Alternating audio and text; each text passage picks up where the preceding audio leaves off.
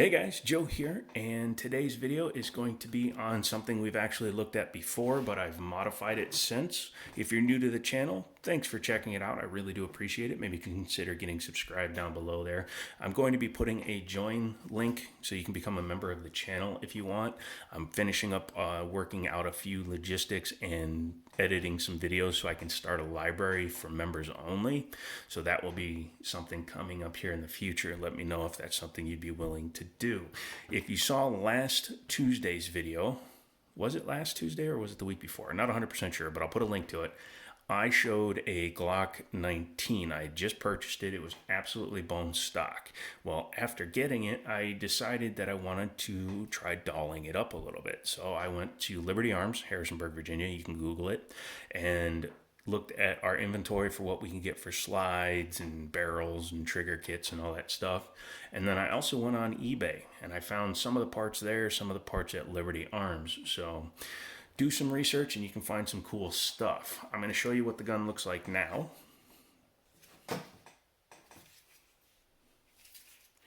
Obviously,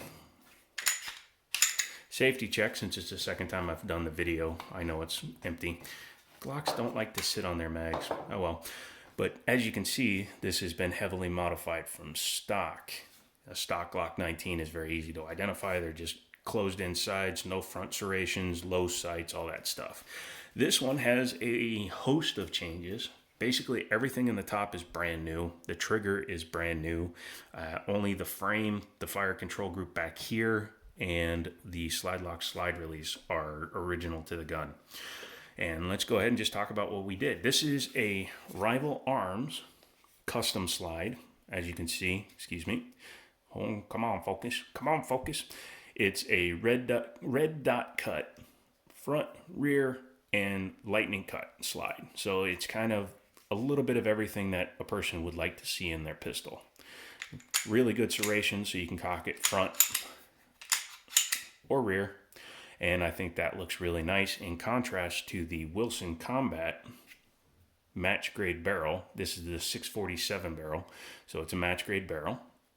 And it also looks good with the taller sights because this has the ability to have a red dot on the back, and with taller sights you can co-witness with ones like the red dot that you're seeing there with the dirty lens.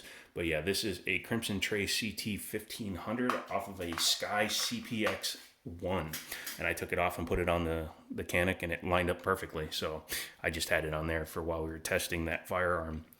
Yeah, coming down here, it has an all-new spring kit in it, but it's a factory spring kit. It has a Steel City Arsenal flat-faced trigger with a shorter throw to it. Still single action, doesn't change anything, still has a trigger safety, so you can't accidentally discharge it. Coming down here, it has an aluminum magwell, which quite honestly is probably going to come off of it. It doesn't line up right, especially with the extended backstrap that I have on here. This is a Gen 4, so it has the interchangeable backstraps, and I went with the largest beaver tail available so that I can get way up on the firearm. So that's probably going to be changed for something else. I'll probably just get the rubber insert that goes into the back here and blocks off the hole that's at the bottom. Standard striker plate on the back. These are True Glow night sights with a white dot around the front tritium, but they're still blacked out-ish in the rear. They only glow at night. During the day, they pick up brighter on camera than they do to the naked eye. It has a hardened firing pin in it. I bought a kit, and it wasn't the right kit, I found out afterwards, because it's a Gen 4 kit, but it has an adapter to work with a Gen 3 spring, which you can see there. It has a stainless bushing, which happens to match the barrel. That was completely coincidental. However, I'm probably going to replace this recoil spring anyways. You'll see why in a second when I pop the top off. So let's go ahead and do that. There are companies that make custom slides, Zev, obviously Rival Arms, Grey Ghost Precision, and a few others, but this one is the one I like the most, especially for the price I paid for it. I think retail on it's about $400. Obviously, I did not pay that much. I paid less. But let's take a look at the barrel. I mean, it's a Wilson Combat barrel, and it's almost a bolt barrel with how thick it is. You can see they cut in there so the shell will butt up against there so the bullet has a complete seal. And the rifling isn't too bad either. Can't wait to shoot that because this is supposed to be a match grade barrel. I don't care for the Gen 3 recoil spring, especially since the main body of it is plastic. Might be metal with plastic over it, but either way. And then here's the internals of the slide. And as you can see, the machining is very nice. That's just for me racking it a bunch of times, trying to break it in. That's gear oil, not gear oil, gun oil. M Pro 7 gun oil that I put in there to make sure that it's all oiled up and good to go.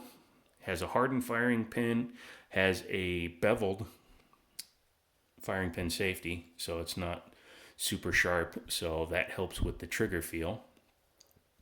And again, this plate comes off and it has 2 and 2, so 4 dot mounting system plus the 2 screws, which is basically like that Crimson Trace I just showed you. It has the exact same mounting setup on it. But yeah, overall, I'm very happy. Ooh. Gonna have to work that firing pin back and forth a little bit though. Don't know why it was stuck there. But it's fine now. That's one of the dangers you do run into when you modify a gun, is you're going to have to figure out if you need to modify things to make it work the right way. I think that just needs to be shot a few times and then broken in. I expect a couple of misfeeds or stovepipes. But overall, the finish on the finish is pretty nice. So I'm happy with it. I have to take it out to the range still, but if it shoots as good as it looks, I think we will be good. And as you can see, that stainless steel plug just goes in there and gives some place for the recoil spring to fit on, otherwise it would just fall right through.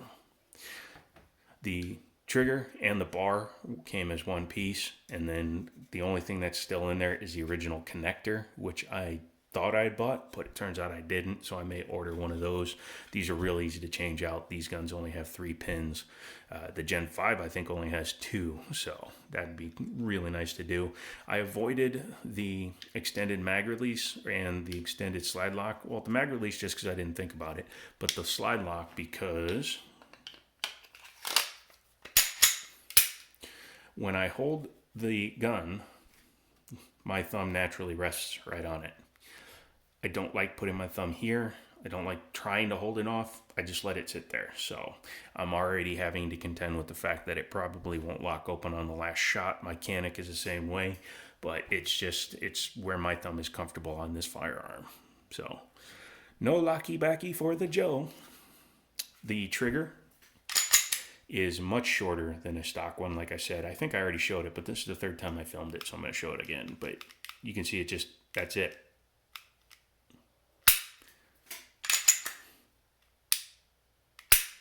Very nice. Can't wait to shoot this one to see how it feels. If you have a customized Glock, let me know down in the comments. Maybe send me a link to a video if you have one. If you have any of these parts that I have up here, let me know. I saw some good reviews on everything I put on here, so hopefully it winds up being a good gun. The one thing to keep in mind, especially if you've never built your own guns, is if you're not comfortable doing it yourself, you may want to pay a gunsmith to assemble your slide for you, because these slides come completely stripped. I had Daniel put these sights on for me because I don't have a sight pusher, but I assembled all the internals on the slide, including assembling the extractor rod and the striker itself. So keep that in mind. But overall, I'm very happy with it. If it shoots well, it's going to be my EDC. Don't know if I'm going to red dot EDC because that requires a different holster, and one of my leather holsters, this still fits even with the tall sights, so I'd kind of rather just do that. There you go. That is the Jiminy Show Glock 19. That's what we're going to call it. The Jiminy Show Glock 19 by Rival Arms. By me, because I put it together. I'm out of here. Thank you guys so much for checking out the video. I'll see you in the next one. And as always, I'll talk to you later.